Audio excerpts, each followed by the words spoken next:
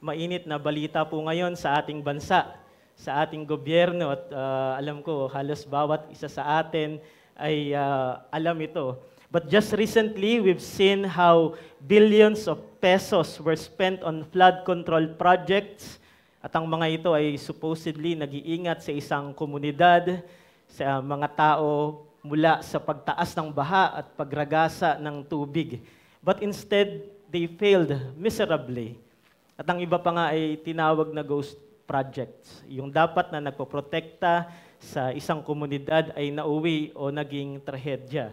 Now, kung bakit ko po ito ginamit bilang panimula? Dahil kung pag-uusapan natin sa spiritual na usapin, we often try to build our own sin control systems by solely relying sa ating sariling strength, sa ating mga appearances of righteousness and even billion of good works na sinasabi natin na tayo'y mabuting tao naman sa harapan ng Diyos. Pero hindi natin alam at hindi alam ng marami na sa huli ito ay magdudulot ng trahedya. Pero ang mabuting balita, mga kapatid, sa pag-aaral natin ng 2 Peter, God has given us a true and unshakable flood barrier against sin. At ito ang kapangyarihan ng Diyos sa ating buhay at pananampalataya. Maaari niyo po kung sundan, yan yung nasa inyong mga outline, buhay at pananampalataya. Hindi po ito man-made project na guguho o lulubog dahil mismong ang Diyos, in His divine initiative, naalala niyo po sa first letter ni Peter, ito yung lagi niyang tinutulak, na yung ating salvation ay divine initiative. Ang Diyos ang paunang gumanap sa atin upang tayo ay iangat sa matinding baha ng kasalanan at rumaragasang kahatulan at puot na darating.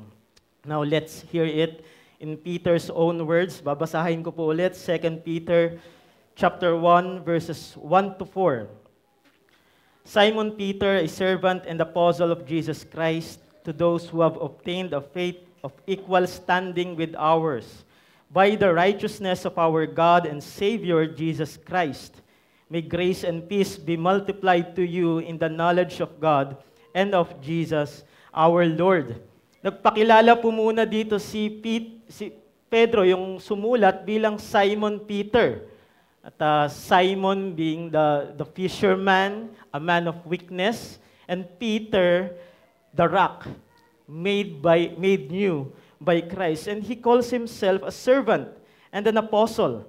Dating alipin o servant ng kasalanan, ngayon ay tinubos ng banal at habiling dugo ng Panginoong Hesukristo na malayang nakakapaglingkod sa Diyos. Once a fisherman, now an apostle carrying Christ's authority higher than the emperor or Caesar himself.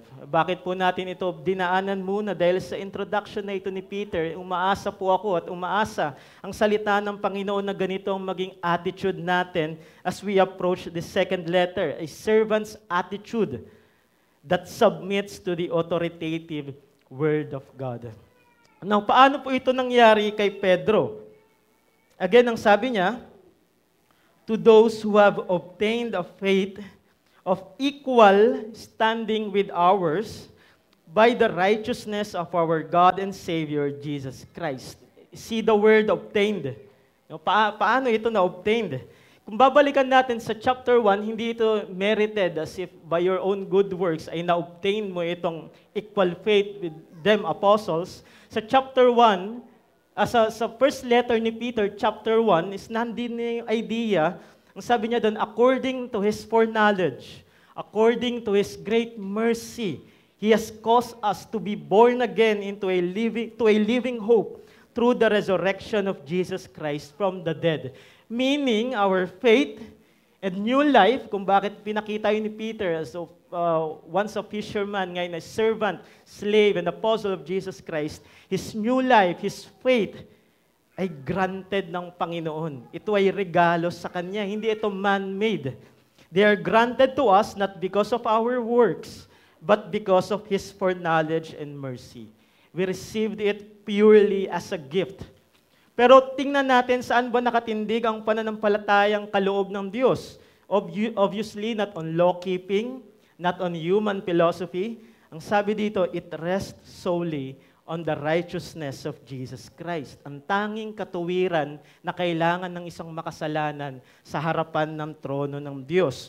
Tapos, ito yung heart ng gustong sabihin ni Pedro sa kanila, sa kanyang mga kausap na kayo, including us, bagamat persecuted, yun yung kanilang sitwasyon, marginalized believers, treated as exiles, ang sabi ni Peter dito, share the same faith with us apostles. Equal standing, equal righteousness, equal inheritance, equal faith. And what a comfort that must have been, and what a comfort it should be for us today. Kaya't ito po yung ating mensahe sa umagang ito. Ang kahangahangang kapangyarihan ng Diyos na tumubos sa ating mga kasalanan ay nagtataglay ng tunay na kaalaman at kabanalan. Ang kapangyarihan ng Diyos na nagligtas sa atin ay hindi hiwalay sa tunay na kaalaman at tunay na kabanalan. Tingnan po natin yung verse 3. Ang sabi dito, His divine power has granted to us all things that pertain to life and godliness. Sa Roman world, power was never empty. Halimbawa, yung political power, it promised order. Military power, promised protection. Social power, promised honor. And sila mismo ay may mga temples and the altars na binild para kay Caesar o sa emperor. May mga coins na nakatatak that Caesar is the one true king. Para sa kanila, yun yung tunay na kapangyarihan. Pero para kay Peter, that's a counterfeit. True divine power doesn't come from Caesar, it comes from God alone. At anong dulot nito sa isang tao kapag naranasan ang kapangyarihang ito? Not carnal peace and honor, but true knowledge of God and the life of godliness. Buhay at pananampalataya. God's divine power grants true knowledge. God's divine power grants true knowledge. At itong kaalaman na ito, mga kapatid, this knowledge isn't just facts in your head. Ito ay personal. Ito ay living. It's the knowledge of the one who called you to His own glory and excellence. Tingnan natin maigi itong verse 3. Ang sabi ni Peter dito, itong divine power na ito, which I believe to be God the Spirit, who regenerates us, ang kanyang intended goal is life and godliness.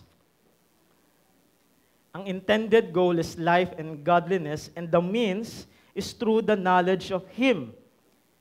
Ibig sabihin, mga kapatid, divine power flows to us through knowledge.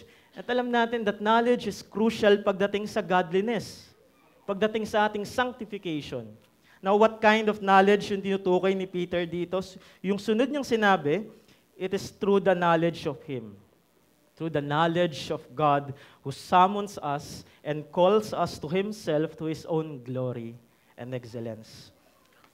Alam niyo po, sila ng mga Hudyo, sinabi natin na predominantly, I believe, na mga Jewish Christians ang kanyang mga kausap. At familiar sila that by God's power, He made the heavens and the earth. By God's power, siya ay nag-split ng dagat at nilabas niya yung kanyang mga tao, yung kanyang bayan sa pangaalipin sa Ehipto. By His power ay dinala ng Diyos ang mga ito sa promised land. Pero kaya itong sinasabi dito ni Peter, that same power, that same divine power has granted you the knowledge that unites you to His Son. Ibig sabihin, it transcends dun sa mga earthly promises at sa earthly covenant na meron sila because this knowledge is the knowledge that saves. It is the knowledge that unites Him to His eternal Son. Alam niyo po, kung babalikan natin yung Isaiah 53, it says that the arm of the Lord would be revealed. It is the divine power of the Lord would be revealed. But not in the way na ine-expect ng marami. Ine-expect ng marami ay isang figure na talagang conqueror. But ang pinakita sa Isaiah, not in majesty, not in beauty, not in worldly power, kundi in weakness, rejection, and suffering. At sa ating mga saradong isip, even si Isaiah alam ito, na sinong maniniwala sa report na ito. Sa ating natural capacity, wala tayong kakayanan na i-recognize iyon. And we were so undone. Dahil kagaya ng inawit natin kanina sa unang hymn, heaven and earth adore Him. Pero tayo ay tinago natin ang ating mukha sa Diyos. Tayo tumalikod sa makapangyarihang Diyos na ito na may lalang ng langit at lupa. No one would believe the reports of Isaiah about the sufferings and glories of Christ, sapagkat tayong lahat ay patay sa kasalanan. Pero ang sabi ni Pedro dito, God in His divine power has granted us true knowledge. Knowledge to see that His wounds are the very wounds that heal us from our iniquities. Knowledge to see this precious lamb, this spotless lamb led to the slaughter as described by Isaiah 53 as our perfect sacrifice before God.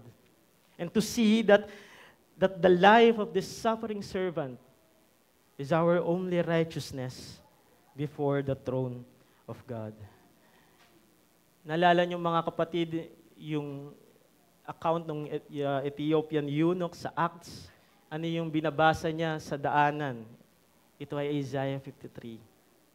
It's a man of great position and power, yet empty and still cut off from the people of God.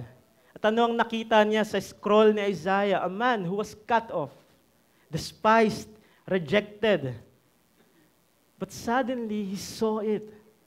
Nakita niya yung glory ng suffering servant na yon, that upon him was the chastisement that brought him peace.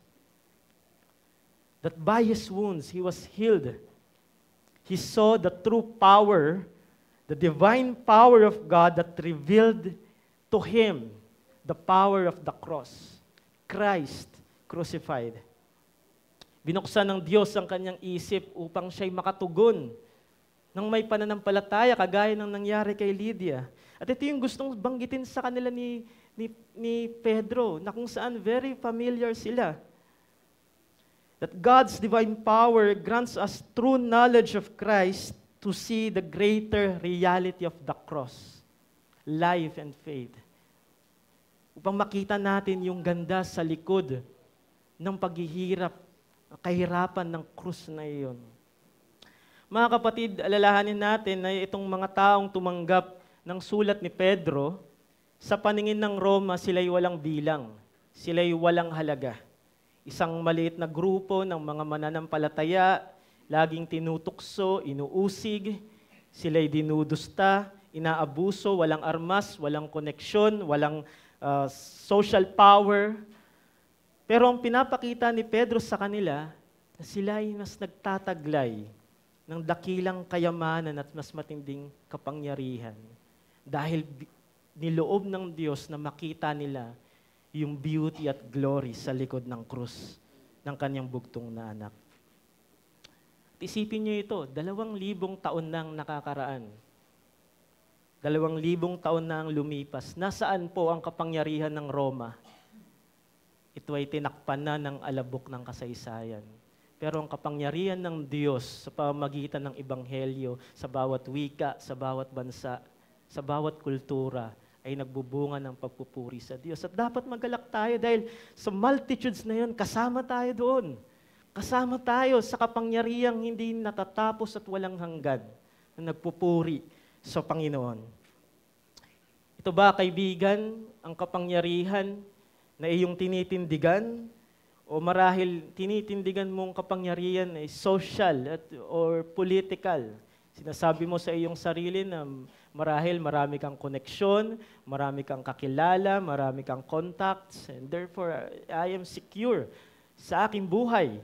O nagtitiwala ka sa iyong financial power na may stable kang trabaho, meron kang 8 digits sa account mo, unlimited ang credit line, and so yung future ay safe na. Ito yung iyong pinagtitiwalaan or ang iyong sariling lakas na sa pamamagitan ng mga billions ng good works na project mo at sa iyong mga pagiging mabuting kapitbahay, ay ito na ang mag-aaring matuwid sa iyo sa harapan ng Panginoon.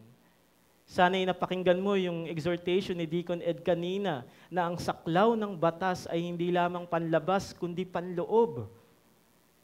At doon sa ating panloob ay sandamakmak ang ating pagkakautang at pagkasalansang sa Diyos. Wala tayong pag-asa, mga kapatid. At ito yung gustong ipunto dito ni Pedro. Isang dakilang makapangyarihang gawa ang paunang dapat na kumilos sa atin. Kung ikaw ay wala pa sa Panginoong Jesucristo, kaibigan, you may have all of this, yung mga binanggit natin, and you may do all of them. But none of them will heal your soul. Wala sa kanila ang nagtataglay ng kapangyarihan na magbubukas ng iyong isipan, ng iyong puso, upang makita ang kaligtasang alok ng krus ng Panginoong Jesucristo. Kung kaya't ikaw ay aking iniimbitahan, ikaw ay iniimbitahan ng iglesyang ito, na ngayon pa lang ay sumuko sa Panginoong Jesucristo. Ikaw ay sumuko sa kanyang kapangyarihan. Asamin mo at hingin mo ang kanyang awa at habag na makita ang ganda ng krus ng Panginoong Jesucristo. Sa atin po na mananampalataya, kagaya ng binanggit natin kanina, ito ay kagalakan. Sapagkat ngayon, ikaw ay namumuhay, hindi na bulag sa realidad o sa katotohanan. Sa kung anumang bokasyon mo, ikaw ay naroon, marahil ikaw ay persecuted sa iyong paaralan, nandun yung pressure sa inyong mga trabaho, ang pagpapahirap o kung minsan sa mga requirements, sa mga permits, nararanasan ng mga kapatid, sa mga panggigipit. Pero ang sinasabi dito ni Pedro, na ang mga mananampalataya ang merong tamang pananaw sa realidad na ito at sa kung paano nila gaganapin ng may pananampalataya at kabanalan. Lamang at tagumpay ang mga tunay na may kaalaman sa krus ni Kristo at pananampalataya sa Kanya. Pero alam niyo po, hindi lamang kaalaman ang sinasabi o gustong ipunto dito ni Pedro, kagaya ng sinabi ni Paul, knowledge puffs up. Hindi lamang yung knowledge, ay divine power, ang dinulot nito ay karunungan at kaalaman kay Kristo, but God's promises grant true godliness. Ito ay hindi po hiwalay sa kabanalan. Ang karamihan ng maraming Hudyo sa kanilang panahon ay kumakapit sa kautusan. Hinahanap ang katuwiran sa pamamagitan ng seremonya, ng mga pagtutuli. Kung kaya't di ba yung indictment sa kanila ni Pablo, na mangmang sila sa katuwiran ng Diyos, sapagkat sila ay nagsisikap na itatag ang sarili nilang katuwiran sa pamamagitan ng kautusan. Sa kabilang banda, yung mga Hintil naman, sa first letter ni Peter, sinabi niya na alipin sila ng laman, pakikiapid, paglalasing, at pagsamba sa Diyos-Diyosan. Nakita niyo itong dalawang path na ito, yung self-righteousness, legalism, and then yung licentiousness or antinomianism.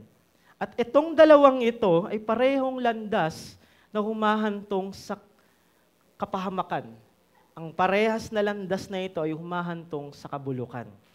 Sapagkat ang makikita natin dito, mga kapatid, itong dalawang landas na ito ay walang taglay na pangako. Walang taglay na pangako. Ang taglay ng landas na ito ng isang self-righteous, ng isang licentious living ay sumpa at kahatulan. Sabi ni Paul sa 2 Timothy, hindi godliness, kundi ang rebuke niya is yung godlessness. That in the last days there will come times of difficulty, for people will be lovers of self, lovers of money, proud, arrogant, without self-control, reckless, swollen with conceit, slanderous, lovers of pleasure rather than lovers of God, Ang sabi ni Paul doon, having the appearance of godliness, but denying its power. It's because walang divine power, walang tunay na Diyos na nagligtas sa mga ito. At ang resulta, kung wala itong tunay na kapangyarihan ng Diyos, walang tunay na regeneration ng pagbabago, ito ay magbi-bleed out sa palsong pamumuhay. Yan yung binabanggit natin kanina na tinutumbok ng self-righteousness at ng licentiousness, pagkat itong dalawang landas na ito ay salungat sa tunay na kabanalang dinudulot ng kapangyarihan ng Diyos at ng kanyang mga pangako. Pero ang mga mananampalataya ay nakatuon sa mga pangako ng Diyos, and God's promises are not empty. Hindi ito basta nangako lamang ang Diyos, sila ay tipang pangako. Sila ay mga covenant promise. And because His power is great and excellent, His promises are also great and precious. At alam niyo kung bakit precious and very great, ang sinasabi ni Peter, favorite niya yung word na precious, because His promises deal with precious things. The precious blood of the Lamb, our precious faith, the precious thoughts of God towards us, a precious family, and even our death is said to be precious in the sight of the Lord. Kung ikaw ay mananampalataya, lahat ng mayroon ka sa buhay na ito ay precious at natatangi sa harapan ng Diyos. Isang bagay na hindi mo dapat ikalungkot. Ito'y dapat ikagalak mo. Sapagkat ng kapangyarihan lamang ng Diyos ang pwedeng magdulot sa iyo nito. Sinabi rin ito ni Peter sa chapter 1, more precious than gold, imperishable and living. Hindi ba't ipinangako ng Diyos na hinding-hindi niya tayo iiwan ang kanyang iglesia, kundi ang kanyang espiritu at presensya ay sasamahan tayo maging sa pagharap ng mga matitinding pagsalungat at hanggang sa wakas ng panahon. Pinangako ng Diyos na ibibigay niya ang lahat ng ating pangangailangan para sa buhay at kabanalan ayon sa kanyang yaman at kaluwalhatian kay Kristo. Ipinangako niya na siya ay tapat at makatarungan na magpapatawad ng ating mga kasalanan at lilinisin sa lahat ng ating kalikuan. Ipinangako ng Diyos na mayroong nakalaang mana para sa atin na hindi nasisira, nananakaw, nabubulok. At ipinangako ng Diyos na makikita natin siya ng mukhaan. Pinangako ng Diyos na makakasama natin siya sa isang dakilang piging at hapag sa kanyang trono, sa kanyang kaharian sa darating na panahon. And kung papansin niyo, brothers, these promises, they don't just inform us about those precious things. They transform us. Hindi lamang ito head knowledge. Ito ay experiential. Yung kanyang mga pangako at yung kanyang kapangyarihan na tinitindigan ng mga ito ay yung nagbabago sa atin, sa patungo sa mas mataas na baitang ng kaluwalhatian. They made us partakers of the divine nature. Hindi ibig sabihin na tayo yung magiging Diyos o matatawid natin yung pagiging creature to creator. Kundi ang sinasabi ditong partakers is that we escape the corruption of our sinful desires, embracing a life of holiness. That is why kung titingnan nyo mga kapatid sa lens ng mga promises na ito, when we sin, we do not wallow in sin, kagaya ng ginagawa ng licentious na tao ng isang antinomian. When we sin, we do not cling to our own righteousness as legalists do. Kundi ikaw na merong totoong kaalaman sa krus at sa pangako ng Panginoon, kapag tayo'y nagkakasala, anong ginagawa natin? When we sin, we cast ourselves upon the throne of God at bitbit natin yung mga pangakong iyon. That Christ is faithful to forgive us, to strengthen us, and to supply every need, to supply graces in times of need.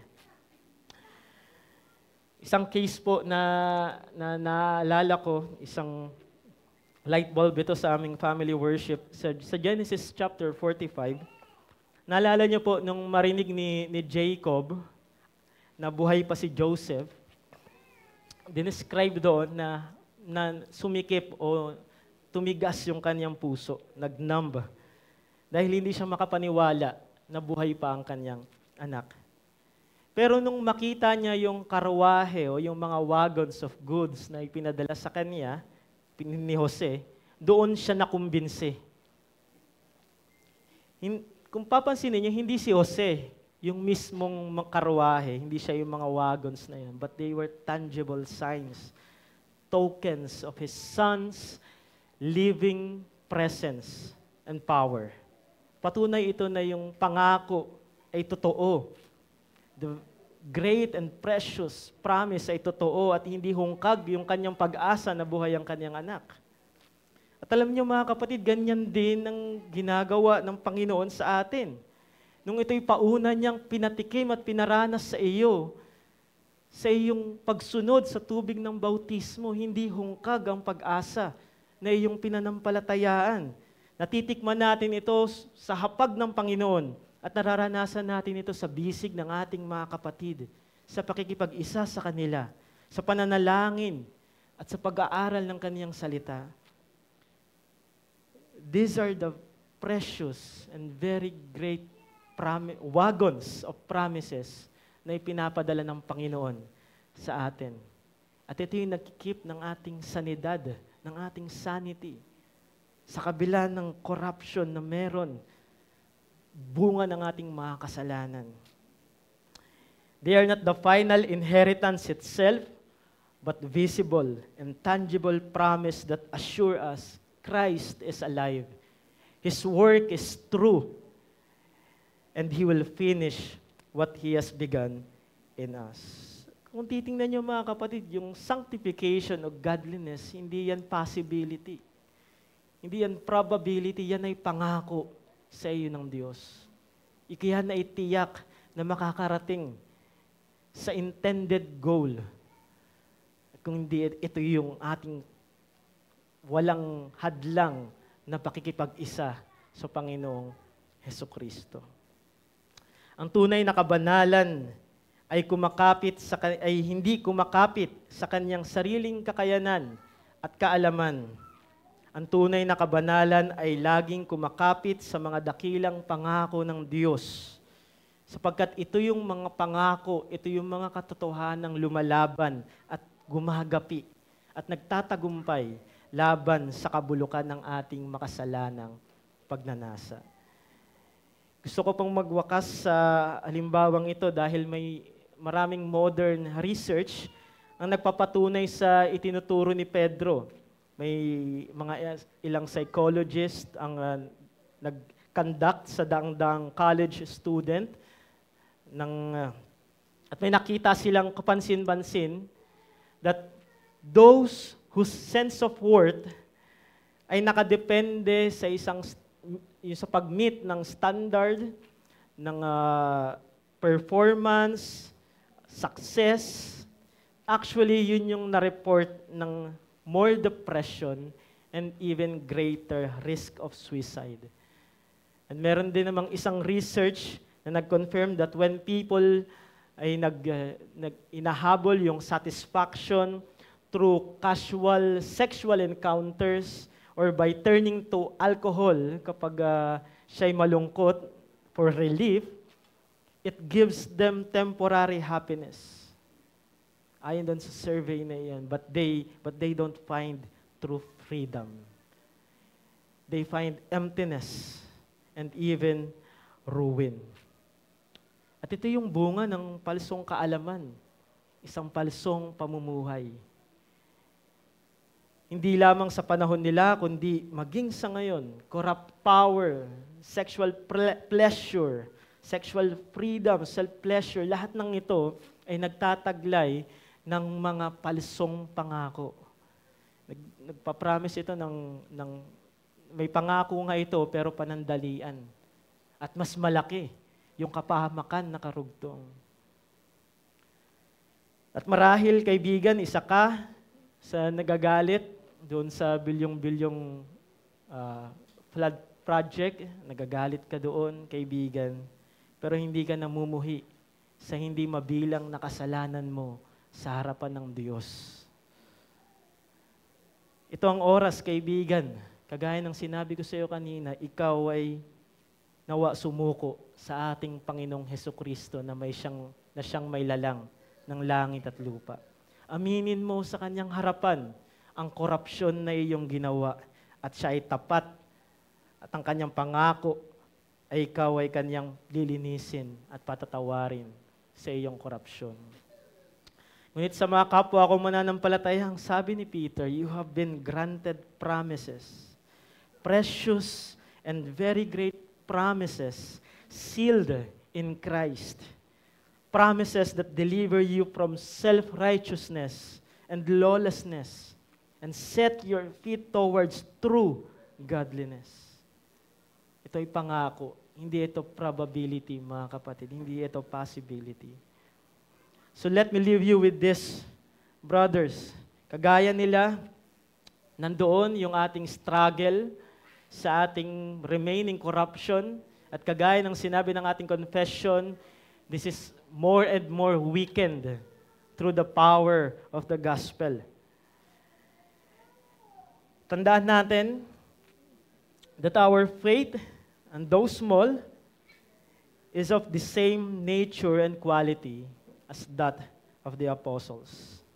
Kaya yun yung binanggit niya kanina, to those who have obtained an equal standing, equal faith, equal righteousness, equal inheritance. Dahil hindi yun nakasalalay sa atin.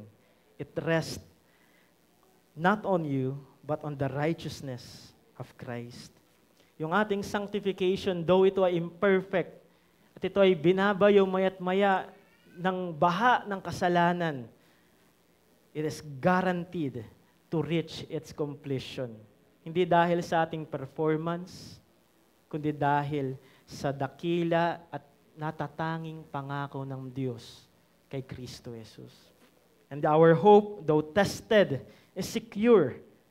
Dahil hindi ito nagre-rest sa emperor, sa sino mang mataas na tao, hindi sa culture, hindi sa ating sarili, but on the divine power of God. So cling to Christ, brothers. Cling to His promises. At nawa kagaya ng Ethiopian eunuch na yon, tayo'y humayo ng may kagalakan. Because you are His, and He is yours. Tayo po ay manalangin. Aming Diyos, maraming salamat po sa pag-aaral ng iyong salita, sa kalakasan na kami ay mag-labor even sa aming pakikinig. Salamat sapagkat tanging ikaw lamang ang nagdulot sa amin upang kami ay magkaroon ng interest sa iyong salita at sa dugo ng Panginoong Hesukristo na dumanak doon. Sapagkat sa aming natural na kondisyon, ito'y kahangalan, ito'y katawa-tawa at ito ay kahinaan. Ngunit ipinakita niyo sa amin ang tunay na kapangyarihan upang makita namin ang aming sitwasyon, ang aming kondisyon sa iyong harapan. Ngunit salamat din, Panginoon, dahil ang kapangyarihang ito ay never na naging walang laman, walang saysay. Ang kapangyarihan na ito ay sobrang dakila na binago nito hindi lang aming pag-iisip at pananaw, kundi sa kung paano kami mamuhay sa iyong harapan. Kaya tulungan nyo kami na sa aming ding pagbasa ng aming confession of sin, ang mga ito ay tunay na tumimo sa aming mga puso at ipakita sa amin ang lawak ng korupsyon na meron ng kasalanan at ituro kami sa dakilang trono ng Diyos kung saan ang habag at awa ay laging sariwa at available sa kanyang mga tinubos. Sa iyo ang kapurihan sa pangalan ni Jesus. Amen.